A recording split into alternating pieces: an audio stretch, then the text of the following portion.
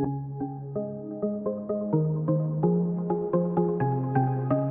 everyone, I'm Kat and welcome to my channel, Naturally Beautiful Girl. So once again today I'm doing my empties. I did an empties video not too long ago, but I've decided to try and make my empties videos shorter, and so I'm not waiting to accumulate as many products to do my empties. So I've actually somehow or other accumulated a fair number of products, so I'm going to do another empties video. So the first three products I have are mascaras, and if you follow me on Instagram or you've noticed in my videos that for a while I was wearing glasses, I was having some sort of issue with one of my eyes. I believe it may have been an eye infection, so for a while I stopped wearing my contacts, I stopped wearing eye makeup, and really just gave my eye a chance to heal, and it did. But because I'm not entirely sure what caused the problem, I decided in an abundance of caution to throw out all the mascaras that I had been using prior to whatever the eye issue I had was, just to be safe, because you can't clean or sanitize mascaras and they are known to harbor bacteria, so that is what a couple of these are. The first one is the Terry Miyahira Triumph mascara, and I did really like this mascara. It wasn't quite at the end of its life yet, but it was starting to dry out, and it's very reminiscent to me of the Root 100% Lash Mascara. The two mascaras are very similar with regards to formula, how dramatic they make your eyelashes look. So if you aren't able to get a hold of this mascara, the Root 100% Lash is extremely comparable to this one. But I really did like this one, and I'm a bit sad to see it go, but it was starting to dry out anyway, so it was time to let it go. Another mascara that I had liked a lot is the Burt's Bees Nourishing Mascara. This one does have a rubberized wand, and in fact it reminds me a fair amount of the Well People Expressionist Mascara. The Well People Expressionist Mascara's formula is better. This one really does tend to run on me, so if my eyes water or I cry or I get in the rain, this one does run on me, but the effect it gives is very similar in lengthening, like the Well People Expressionist Mascara. I would repurchase this one if I needed one because it is very affordable. You can find it very easily. I think I ordered this one online from Ulta, but I've also found them now in my Walmart and Target, so they are very easy to pick up. The one thing about this mascara though is it is just not at all waterproof. The third mascara I'm going to be getting rid of is the Juice Beauty mascara. I don't know exactly what it's called, but there's only one, so it's just that one. This one I got in a Petit Board box in December, I believe. I believe it was December, so I've been using it for a little while. I just don't like this one as much as the Root or as much as the Well People. I just think they're better mascaras. This one was really easy to remove. It kind of came off in clumps when you went to remove it, so it didn't smudge and get all over your face, because I do use a cleansing balm, and so with the Root and the Well People mascara, it really just kind of smudges everywhere. So if you don't like that, this might be a good mascara, but I just prefer those other formulas better. I think they do more for my lash. So once again, it's not dried out, it's not done, but I'm okay with letting it go. So this here, you can't really tell just from looking at it what it is, but this is the end of an Alima Pure cream concealer. And I had the shade Pearl, and I use this every day to conceal under my eyes. It has become my favorite concealer.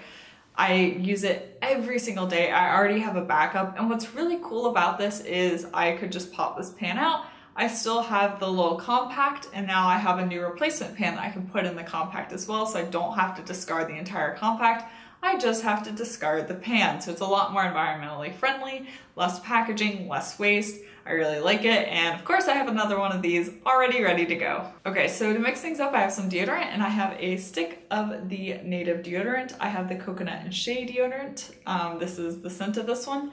And as you know, I like Native deodorant. It works extremely well for me, but it has been sold to Procter & Gamble. Because it has been sold, I've kind of taken the opportunity to start exploring some other deodorant brands. I really didn't want to because this works so well, but I'm not entirely sure I love that they're now owned by Procter & Gamble. I have one more stick of the Native deodorant that I need to go through at some point, but I am going to be trying out some other brands. I will let you know if the other brands I try are working or not working. I'm just really sad because this was really awesome and the ingredients are great and it worked really well, but now it's not independently owned anymore. I have another concealer. This one is very worn. This is the Hint Beauty Duet Concealer, and I have the shade Light, and this is what I use to conceal my acne spots. It is completely empty. So I already have a new jar of this. I purchased it during the Hint Black Friday sale because I could tell that I was starting to run low on this.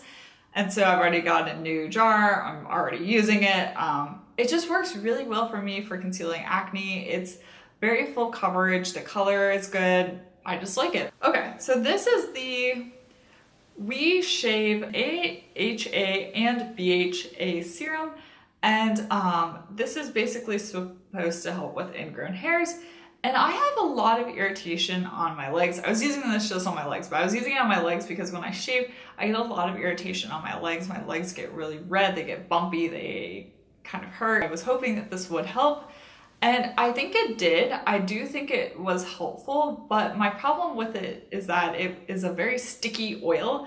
Like your legs feel sticky when you put it on, and so I only would want to use it at night because I don't mind it as much getting on my pajamas, but I didn't want it getting on my clothes.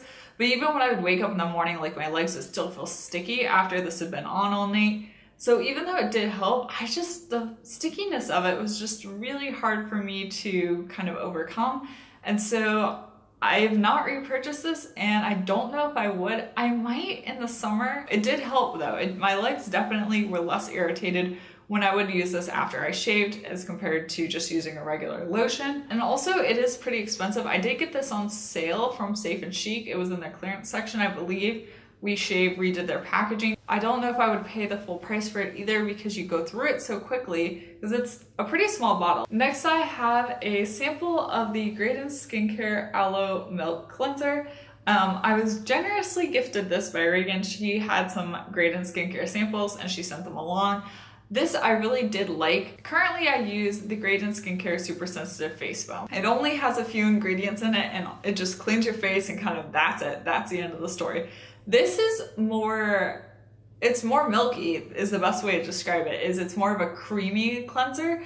And I would say if you have super dry skin that this would be even better for you than the Graydon Super Sensitive Face Foam because that one's not at all moisturizing. This one is moisturizing, but I didn't like using this at night because I use the 100% pure blood orange cleansing balm to take off my makeup. And then when I would go in with this on top to kind of do a second cleanse, I felt like my face was just had too much moisture going on. I felt like this was too moisturizing in conjunction with the 100% pure cleansing balm.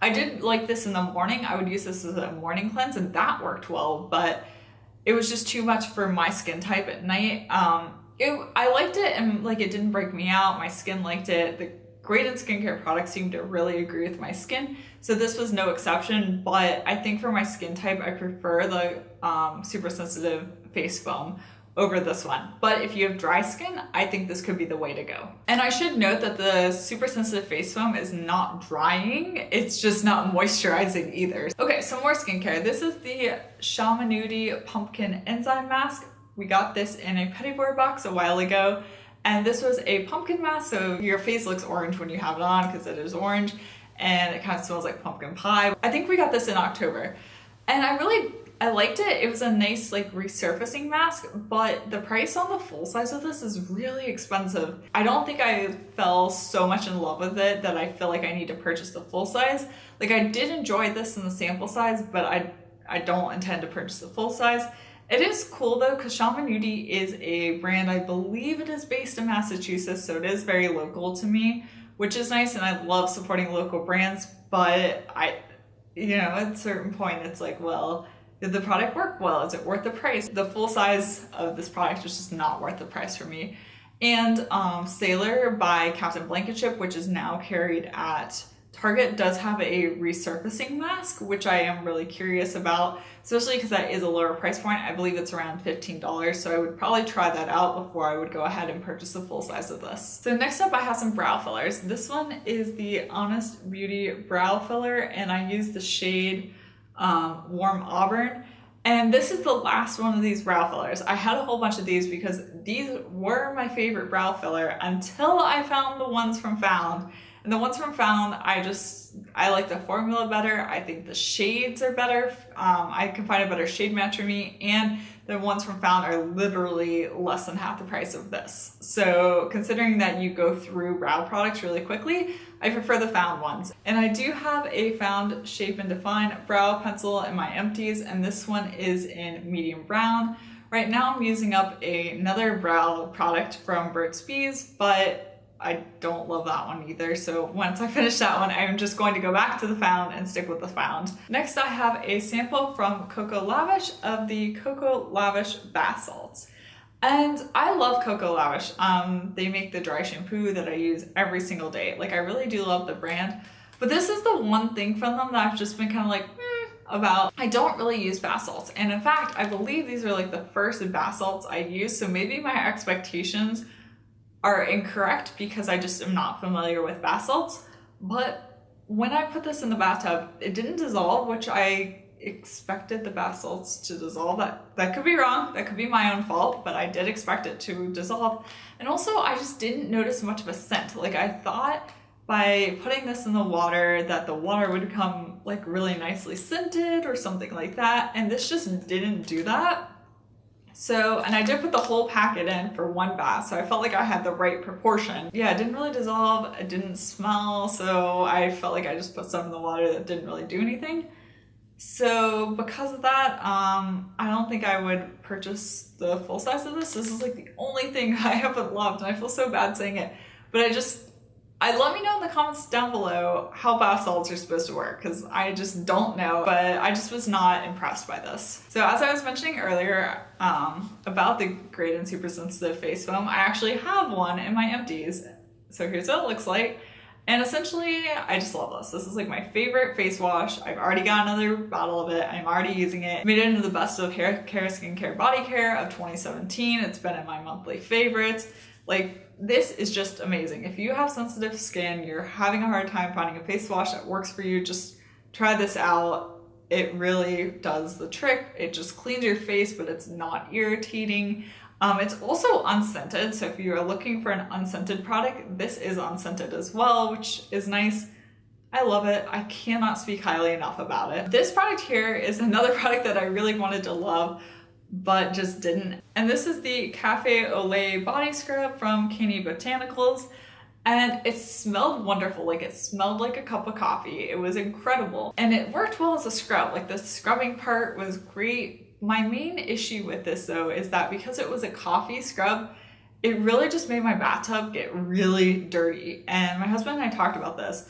Like, it just got the bathtub so much more dirty than any other product we were using, and because of that, I really just can't recommend it. If you have a shower maybe and you don't have a bathtub, you just have like a walk-in shower, this might be better, but because we have a bathtub, like, the bathtub would get really dirty, and if I wanted to take a bath, I didn't want to take a bathtub in a bathtub that looked dirty, so then I would have to clean it, and then it was just too much. Canny Botanicals does have another body scrub. I believe it's like an orange scented one, and I would be open to trying that, but I just would not use this again because of just the fact that it made the bathtub too dirty. I hope you enjoyed hearing about my empty products that I used up. If you used any of these too, let me know. If you like this video, be sure to give it a thumbs up and subscribe to my channel. Also check out my Instagram. I'll have my handle down below.